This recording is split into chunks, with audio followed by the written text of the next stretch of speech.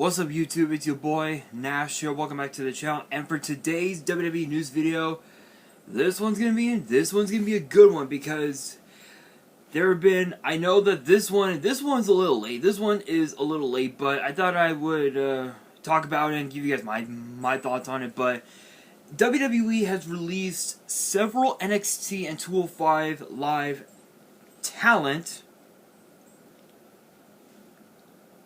over the last couple weeks. Alberto Del Rio is open to a return to WWE. WWE has big plans for a specific NXT superstar in 2021. And then, of course, we were supposed to get a new championship for 205 Live. Yeah, you heard that right. So let's talk about the firings, if you will. So, throughout this whole pandemic, we've had the firings of so much talent. We had Zack Ryder, Kurt Hawkins,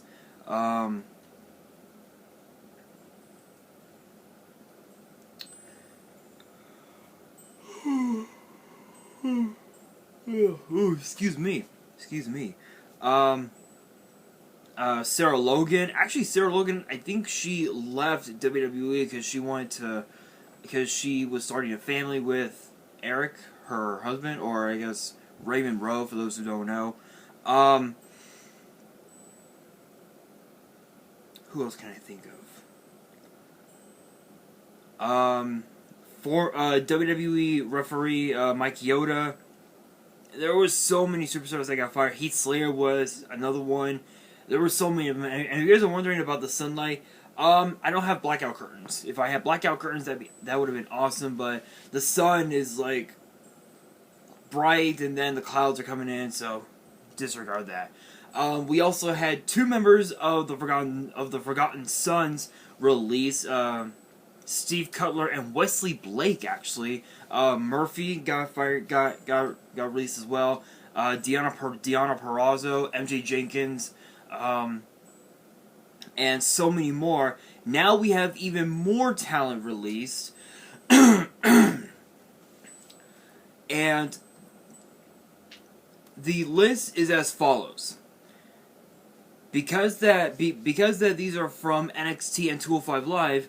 We have Arya Daivari, Tony Nese, Everrise, which were Chase Parker and Matt Martell, Fandango, August Gray, Tyler Breeze, the Bollywood Boys, Samir and Sunil Singh, Kurt Stallion, Arturo Ruas, Marina Shafir, who is the wife of Roderick Strong, Killian Dane, who is the husband of Nikki Cross. Yes, Killian Dane got fired. And Tino Sabatelli. So, obviously with Tino Sabatelli, we don't know much about him, except the fact that we heard rumors that he was actually dating Mandy Rose, if I remember correctly. I'm actually going to look his name up right now. Tino Sabatelli.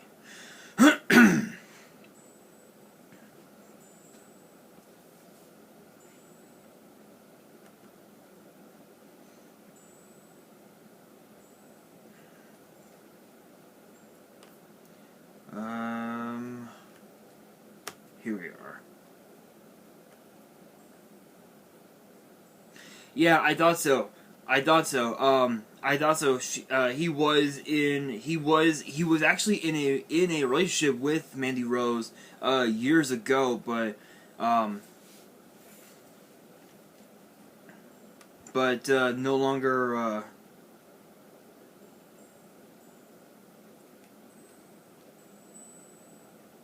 Yeah, so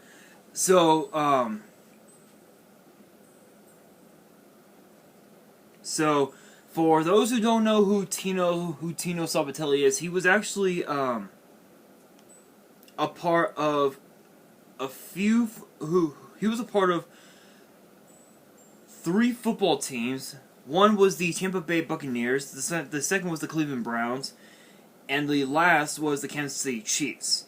The Tampa Bay Bucks, he was a part of it in 2006, left in 2010, or rather, he was released in 2010. Then he joined the Cleveland Browns on December that same year, and became a free agent after the season, and then he signed with the Kansas City Chiefs on August 4th, 2011, which was interesting because his stats were not too shabby, but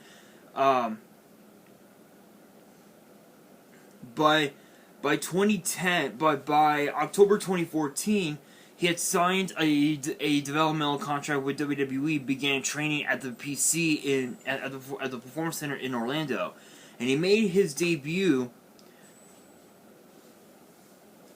for WWE's developmental territory, which is basically NXT, basically at a live event on April 4th, 2015, competing unsuccessfully, mind you, in a battle royal. 10 months of training. During those 10 months, he suffered from a concussion, and unfortunately,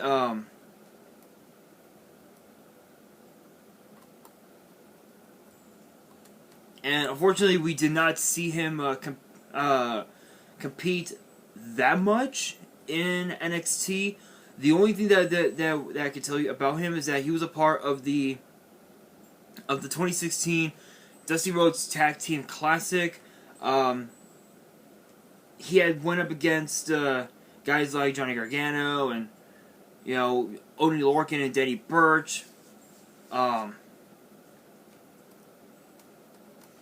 then of course went to AEW. Don't know much about it. Apparently, he had went to AEW and went under the name of Sabi on July 21st last year as part of what was it, AEW Dark. If you guys know anything about that, let me know in the comments because I don't know. I don't know. All I know is that AEW Dark apparently gets posted on YouTube, so I don't know. Teaming with a guy named Brandy Pierce in a losing effort against Best Friends. So, Best Friends, don't know anything about them. Don't know. But he returned to WWE this past October, but of course he got released right off the bat. So yeah, so we don't know much about Tino Sabatelli. Killian Dane, he's a former NXT Tag Team Champion. Marina Shafir, her career was gonna go downhill the moment Shayna Baszler went to Raw. We knew it was gonna happen. Arturo Ruas, we knew his release was gonna be imminent. Kurt Stallion, he had a pretty good showing going up against the NXT Cruiserweight Champion, Santos Escobar, at the time. Pushed him to the limit. Nothing. Bollywood Boys, one of the two of the four OGs of 205 Live. Can't say that I'm surprised, because I remember I think it was Samir who had dealt with an injury at the time. Tyler Breeze, this one is interesting because both Breeze and Fandango together as Breezango, they're both former NXT Tag Team Champions, and Breeze had went back to NXT in 2019 because he wanted to because when during his time in the main roster, his career kind of went nowhere. I know that he and Dango had challenged for tag team titles for tag team gold at one time, but I don't know. This one's interesting. I'm a little sus about it, honestly. August Gray, excellent showing on 205 Live, which streams every Friday on Peacock. Again, don't want to get copyrighted. You know how this works, of course. But excellent showing. He was actually the guy that introduced us to one of the 8 men who will be participating in the NXT Breakout Tournament next week, named Ike Man Jiro. I've actually heard a lot about this guy, about Jiro. He is really good. He is really good. He has a finisher called the Ike Man Slash. It sounds like something out of an anime, honestly, which doesn't surprise me. But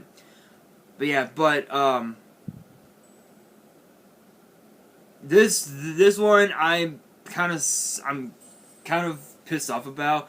Fandango, again, a little sus. Everrise, we knew their careers were gonna go nowhere. I know that they've had some success on Raw and SmackDown, competing on Raw and SmackDown, but that's about it. And then Daivari and Neves, I don't know why they would release these two, because they were the ones that were holding down 205 Live throughout this whole pandemic, which actually ties into the other story that I'm going to be talking about involving the Cruiserweight division. But with that being said, Alberto Del Rio is supposedly open to a return to WWE. So if you guys remember, Del Rio had left WWE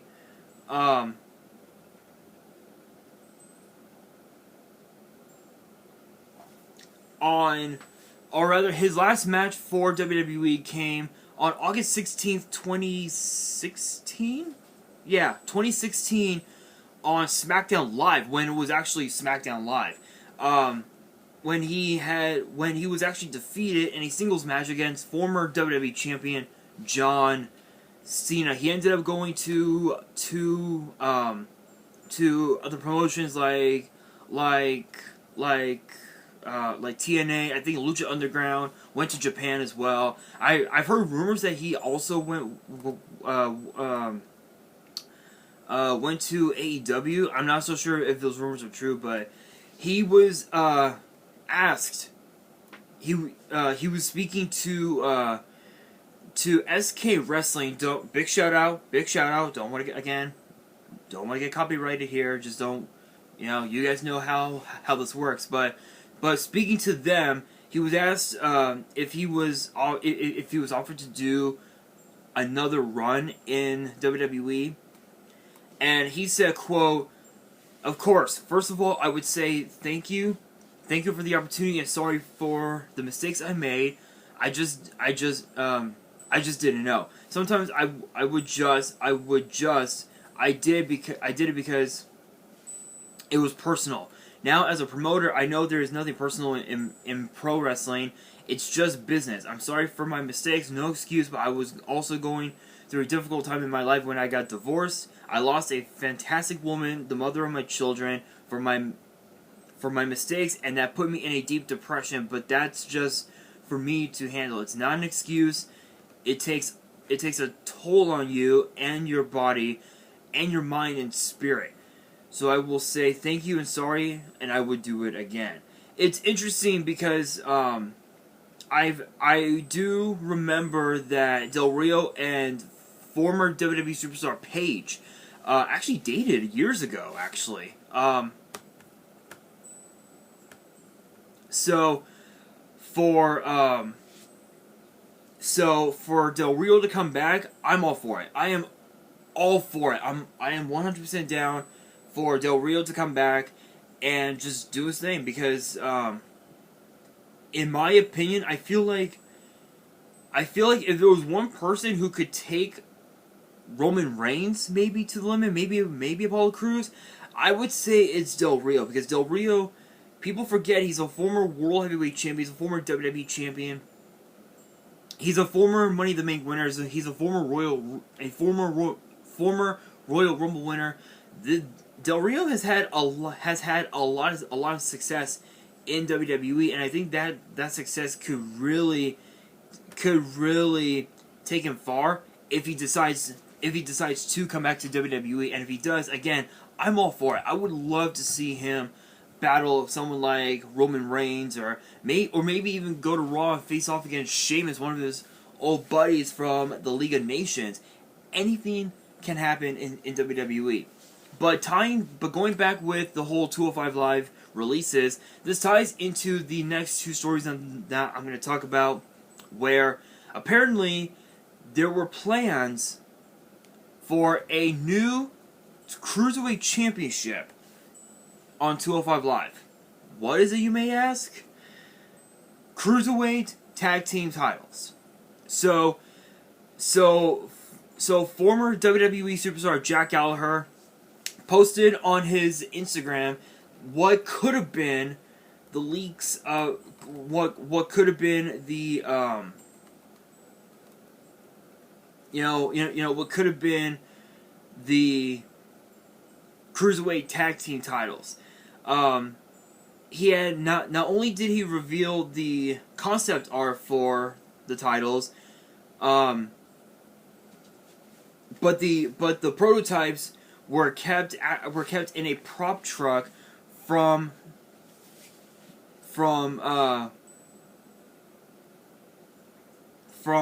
the I guess from the 2016 Cruiserweight Classic tournament. Gallagher had stated that he had stumbled upon the titles, and various and also multiple cruiserweights had pitched ideas for a tag team division. Obviously, because that we had the Bollywood Boys on 205 Live, it would have made sense because with them and August Gray and Iggy Manjiro teaming up, and Daivari and Tony Nese teaming up, the tag team division could have been incredible for the Cruiserweight division. But honestly, none of the titles did not see the light of day, which is kind of upsetting, because I would have loved to see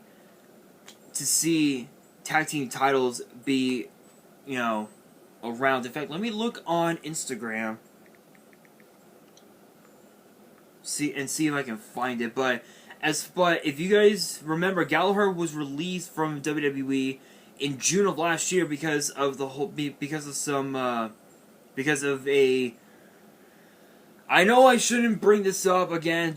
Don't want to get copyrighted, but it was because of the speaking out movement, which involves with sexual assault, basically. Not gonna say much about it. I really can't, honestly. But yeah, let me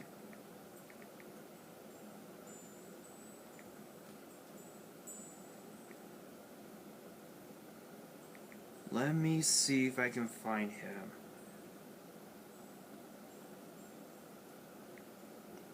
I'm literally trying to find.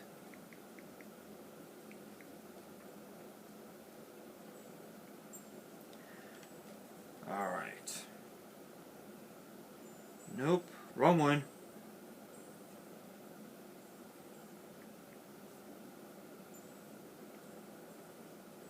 Nope, I guess I can't find it. I guess it's not there. Alright, never mind. I thought I could find it, but I guess not. But yeah. Anyway, there was supposed to have been tag team titles released. Oh wait, hang on. We found the name. It was actually on the. It was actually here, in front of me the whole time.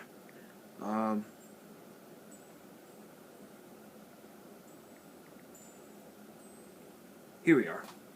Took me a second to find it. So apparently these were what could have been the titles, actually. That's what could have been. Honestly, I would have loved to see this. I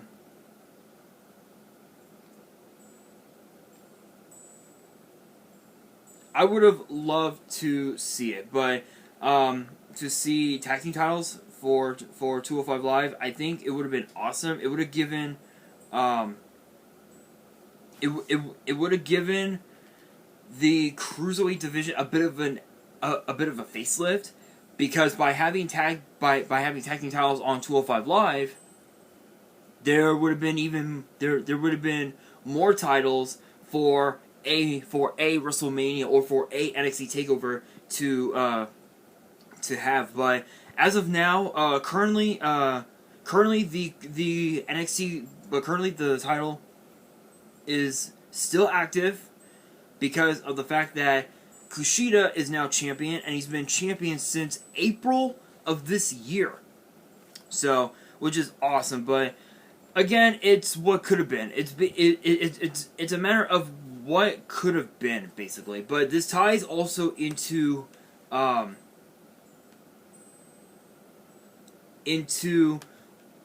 superstar that WWE has plans for in NXT in 2021. That person is Roderick Strong. So if you guys remember, just a few weeks ago,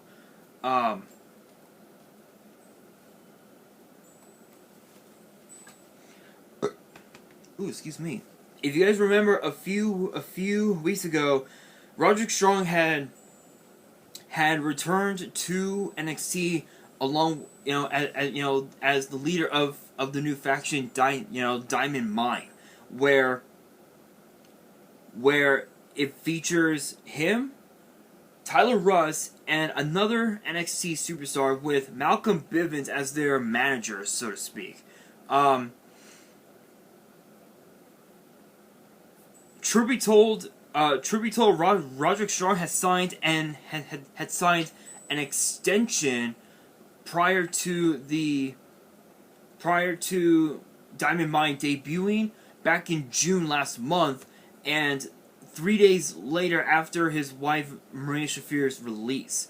It's interesting because they want to put Roderick Strong as part of the Cruiserweight division, and put the other two guys in the NXT Tag Team division, which honestly I would love that, because by having Roderick Strong challenge for the Cruiserweight title, this will give 205 Live and the entire Cruiserweight division a bit of a facelift, because now we have Ike Manjiro, we've got we have Ari Sterling. There's only a few guys on 205 Live that we have left over, and with Roderick Strong on 205 Live, this will give the Cruiserweight division a bit of a facelift. But it's funny because Roderick Strong had been a staple to NXT since October 2016, when he debuted as Austin Aries' tag team partner in the 2016 Dusty Rhodes Tag Team Classic. Not only is he a former North American champion, but he's also a former two-time NXT Tag Team Champion, both times alongside Kyle O'Reilly, which was around the time that Bobby Fish was taken out with a arm injury. But honestly, I'm not too surprised that it's Roderick Strong going for it, which makes sense, which explains why Roderick Strong had targeted Kushida after his match against Kyle O'Reilly, which obviously with Kyle O'Reilly it led to this past Tuesday's match with Adam Cole at the Great American Bash. So guys, that is going to do it for this video. Question of the day: do you guys want to see Alberto Del Rio return to WWE? If so, who should he face first? Let me know in the comments below. And that is going to do it for this video. Hopefully you guys enjoyed. If you did, make sure you guys smash that thumbs up button. If you guys are new to the channel, you guys want more WWE news videos, which gets posted every Thursday. Make sure you guys subscribe to the channel and hit that notification bell so you guys do not miss out on any new content that comes your way. And be sure to follow me on Twitter and Instagram. All the links will be down in the description below. And if you guys have any fan mail that you want to send me and want me to open up on the channel, my address will also be in the description as well. And on that, this is your boy Nash, signing out.